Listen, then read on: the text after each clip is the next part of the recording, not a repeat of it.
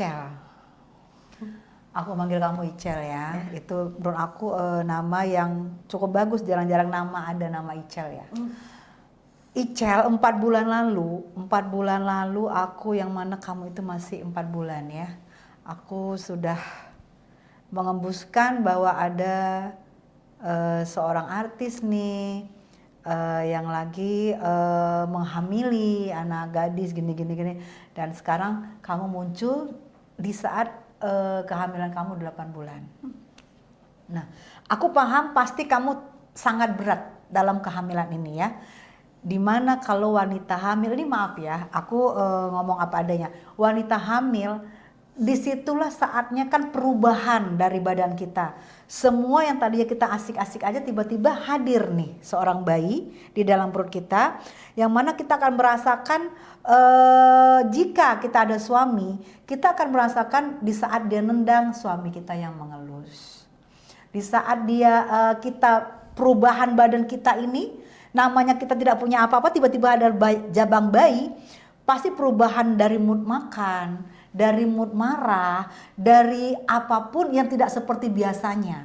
Itu pasti biasanya kan kita butuh seorang yang kita cintai. Notabene bukan orang tua. Karena di saat kita menjadi seorang ibu, yang pasti dimanapun orang yang umumnya ada suami di samping gitu ya. Aku jujur cukup miris dengan keadaan kamu. Di sini aku pikir kamu itu jauh lebih hebat. Jauh lebih hebat dari wanita-wanita di luar sana. Yang kamu bisa mempertahankan kandungan kamu. Kamu bisa bisa setegar ini gimana sih? Kok bisa kamu, aku harus melanjutkan ini. Tidak tergoda dengan apapun. Pernahkah kamu digoda untuk membuang janin kamu sekarang ini sayang? Pernah. Dari awal kan si A-nya bilang mau tanggung jawab kalau ada apa-apa kan. Tapi ternyata pas aku udah ketahuan hamil, dianya malah minta digugurin aja. Dia minta kamu menggugurkan? Dia minta aku udah minum obat aja. Terus kamu jawabnya apa? Aku jawabnya nggak mau, aku takut. Maaf ya, kalian sudah melakukan dosa. Ya, terus ada jabang bayi karunia Tuhan yang muncul. Justru mau melakukan dosa lagi untuk dibuang. Aku nggak ngerti ini orang terbuat dari apa ya hatinya ya. Kok kamu bisa, maaf ya sayang, kamu bisa memilih ini seorang laki-laki ini begini, gimana sih? Kriteria apa yang kamu pilih dari dia sebelumnya? Justru itu Kak Tessa, aku tuh dari awal percaya laki-laki ini laki-laki yang baik. Aku percaya dia bisa bertanggung jawab, tapi ternyata pada kenyataannya jauh dan berbanding terbalik. Maka itu tadi yang aku sayangkan, dan kenapa aku mempertahankan, karena aku rasa aku udah berdosa secara zina. Masa aku harus berdosa membunuh anakku sendiri? Harusnya seorang laki-laki ini beruntung mendapatkan kamu loh. Bisa, walaupun kamu benci berarti sama dia kan, tapi kamu bisa mempertahankan benihnya. Secara nggak langsung, maaf ya Icel ya, kita jikalau anak itu sudah lahir, itu semakin kamu membutuhkan kehadiran dari bapak kandungnya, itu semakin tebel. Apalagi maaf, jika itu anak darah dagingnya dan mirip ke dia. Seumur hidup kamu, seumur hidup anak kamu, kamu akan ngebayangin itu laki-laki terus. Itu kamu siap? Mau nggak mau kan Kak. Dan memang pada kenyataannya di hasil USG membenarkan kan, kelihatan bahwa itu mirip. Dan kamu siap sampai anak kamu besar, kamu dihantui terus oleh wajah bapaknya yang mana dia meminta kamu untuk membuang bayi itu. Dan sekarang alhamdulillah kamu pertahankan. Gerakan bayinya gimana? Alhamdulillah dia sehat, dia bergerak intens. Setiap aku nangis pun dia tetap gerak, seperti menguatkan aku. Setiap aku ibadah dia ikut gerak. Itu yang menguatkan sih Kak. Aku nggak ngebayangin. Aku aja waktu hamil, aku tuh di situ perubahan kita tuh ada semua. Kita semua di saat kamu yang biasanya nendang-nendang itu bapaknya lah yang akan ini saat gitu. Ini kamu sendiri. Ih, kamu tuh wanita terbuat dari apa sih? Kok bisa kuat banget, sayang? Kamu ini masih muda loh. Orang biasa kalau anak muda, dia akan mengikuti egonya. Kamu bisa. Ya Allah. Nah, kamu kan pasti tinggal bersama orang tua ya, masih ya. Kamu wanita baik-baik, pasti tinggalnya bersama orang tua kamu. Pendapat dari ibu kamu lah, aku ngomong ibu kamu dulu karena ibu yang pernah merasakan ya apa gimana. Pendapat dari ibu kamu sendiri bagaimana? Pastinya mama kecewa ya, dan sedih. Kecewa sama kamu? Kecewa sama semuanya, sama aku iya, sama Andresnya juga iya. Karena kalau dia kecewa sama aku karena maksudnya aku kan anak perempuan pertama, yang pasti dia banyak ekspektasi dia untuk aku kan, tapi aku kecewain. Dia cuma bisa bilang, besarin aja hatinya ya Kak, nggak apa-apa, kita gedein bareng-bareng gitu. Masya Allah. Andres, jika kamu lihat penayangan ini, kamu telah membuang berlian. Ya, seorang laki-laki yang membuang berlian itu nanti akan menyesal. Karena berlian letak dimanapun, mau di lumpur sekalian dia akan tetap berkilau. Kamu beruntung loh mempunyai wanita yang bisa setegar ini, dan tanpa menjelekin kamu, dan tanpa memaki-maki kamu, dan tanpa apapun yang dia bisa ancam kamu, dia nggak lakukan. Kamu tuh sayang membuang dia. Andai aja bapak kamu, orang tua kamu kandung, andai saja tidak memikirkan kamu itu ada anaknya, saya yakin dia akan mencari Andres dan dia akan memperhitungkan laki demi laki. Betul tidak?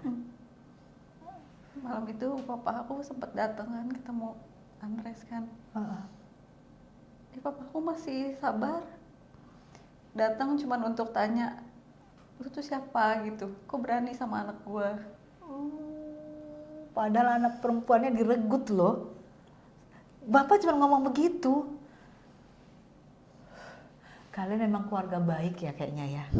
Istilahnya orang tua kamu mau menemuin kamu, biasanya apalagi anak secantik kamu, anak perempuan yang paling gede, itu adalah harapan dari orang tuanya untuk mendapatkan suami yang baik, suami yang taat, suami yang mengerti tentang orang tua.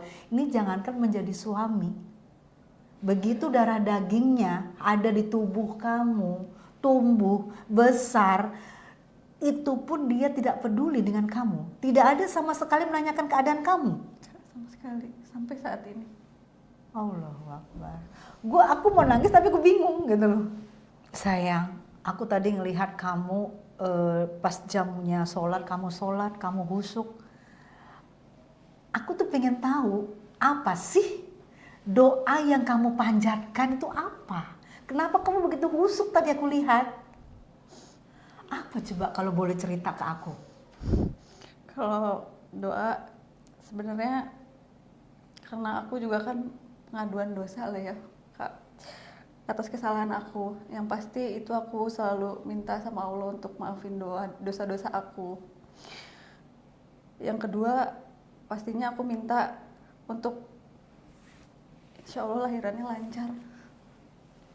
Aku tuh baca-baca, cari tahu kalau misalkan mau melahirkan normal itu sosok suami tuh harus menemani. Kekuatan kamu tuh ada di suami. Nah, dan katanya kan kalau melahirkan normal itu baiknya harus rajin bersama suami. Iya, jalan pagi bareng. Iya. Kamu tidak mengidamkan. Bonding, Kamu ini kan muda ya, pasangan. Istilahnya kalau kalian berpasangan, kalian tuh pasangan muda. Kamu tuh nggak mengidamkan jalan pagi bareng-bareng sama suami untuk olahraga, untuk kandungan kamu. Itu jika kamu nggak memimpikan begitu. Coba kamu cari tahu dia, coba apa sih? Dia nggak memimpikan itu. Masa ngelihat janinnya udah berkembang begini sama sekali nggak peduli? Nggak peduli sama sekali. Nanya kabar pun tidak. Enggak. Astagfirullah. Gila, kamu hebat, kamu hebat. Kamu tahu, melahirkan itu adalah nyawa, pertaruhan nyawa. Dan di saat orang melahirkan, disitulah dia butuh suaminya. Rasa sakit akan terkalahkan di saat suaminya mengelus perutnya. Dan itu nanti kamu paham, kamu tidak akan dapatin. Kamu siap. Siap nggak siap, Kak? Astaga. Aku selalu lihat video-video melahirkan. Oh. Yang ditemenin sama suaminya, Oh. yang dielus punggungnya. Tapi aku nggak bisa dapetin itu. Begitu besar cinta kamu sama Andres? Lebih ke salah menyimpan rasa percaya terlalu dalam kali ya. Kamu salah milih orang, sayang. Kamu menyayangin orang yang aku duga ya, kalau dari kayak gini, yang aku duga kamu itu cuman melihat fisiknya, tapi kamu nggak melihat hatinya. Kamu paham itu? Kamu paham kesedihan orang tua kamu? Kamu paham kesedihan bapak kamu? Kamu paham kesedihan keluarga kamu? Walaupun di depan kamu mereka senang, tapi hatinya hancur di saat malam. Aku nggak ngerti kamu bisa sekuat sekokoh ini gitu loh. Kamu umur berapa sih? 27. 27, kamu udah penderitaan itu, penderitaan orang yang harusnya tuh usia 27 tuh saat manis-manisnya bersama suami, bersama keluarga kecil. Kamu nggak dapetin loh itu semua, sayang. Ih, aku tuh nggak ngerti ya. Aku tuh mau nangis tapi aku ngeliat kagum gitu dengan kamu gitu. Kamu tuh Kartini sesungguhnya loh. Nah kamu, jika anak kamu lahir, bagaimana cara kamu memberi makan anak kamu? Kamu kerja nggak? Aku sempat kerja kemarin, bahkan sampai aku kemarin tanggal 15 Desember juga udah ngap-ngapnya aku masih kerja, tapi sekarang udah berhenti karena udah nggak bisa lagi menutupi kan. Terus kamu bekerja dengan kondisi tidak ada suami, apa teman kerja kamu tuh bilang apa? Kamu hadapin semua itu. Sejauh ini aku selalu tutupin. Aku selalu bilang, enggak, ini bajunya kebesaran. Karena kalau aku mau bohong, ya aku punya suami, tapi nanti dia nanya, kok nggak teleponan sama suaminya? Kok sama suaminya udah hamil gede masih dibolehin kerja? Kan aku malu. Ya Allah sayang. Jadi aku mending, ya udah deh aku bohong aja. Bajunya kegedean gitu. Jadi kamu demi si jabang bayi, kamu rela bekerja karena pasti membutuhkan biaya ya. Di mana kamu harus semakin kamu umur makin besar, kamu harus setiap minggu. Sekarang kamu sekarang setiap minggu ke dokter. Seminggu sekali, 2 minggu sekali. Itu kan butuh biaya banyak. Kamu tanggung semua. Ya Allah, astagfirullah. Aduh.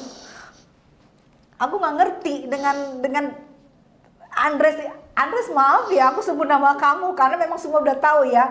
Kamu keterlaluan, Andres. Jika nanti lahir kamu pun tidak mengganti apapun, kamu keterlaluan, udah berbuat dosa, ngambil ini tapi kamu nggak tahu anak kamu ini bertaruh nyawa loh. Belum biaya yang dia keluarin, belum lagi malu yang dia hadapin, belum lagi orang tua yang akan membunuh dia. Jikalau dia tidak kuat iman, ini aku rasa tidak ada di sini loh.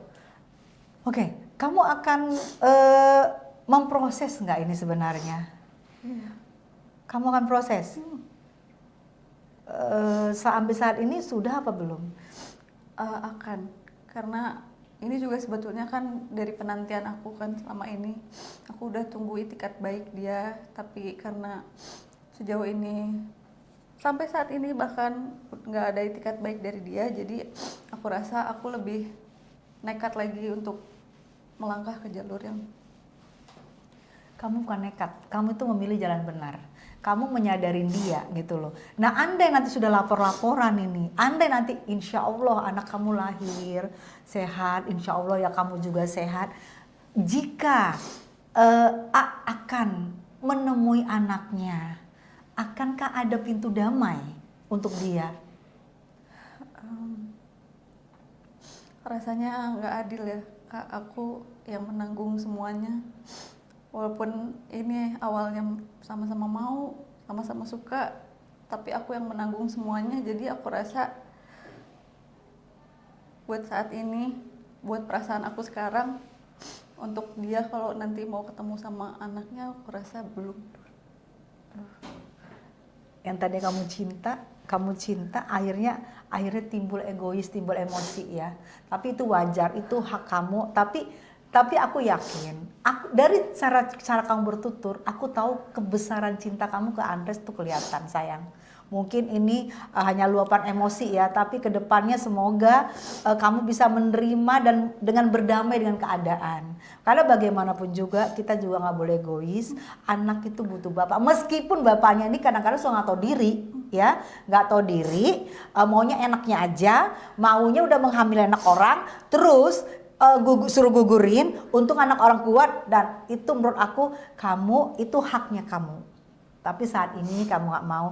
Ada gak kata-kata kamu jika Andres melihat tayangan ini? Apa kamu sampaikan kata-kata kamu kepada Andres? Luapkan semua kamu curahkan. Buat saat ini sih udah nggak ada pesan atau kata personal buat dia Kak, karena aku rasa sejauh ini pun dia nggak ada kepedulian sama sekali sama aku kan. Dia tetap hidup normal seperti biasa. Jadi aku rasa mau aku berkata apapun gak akan masuk di dia.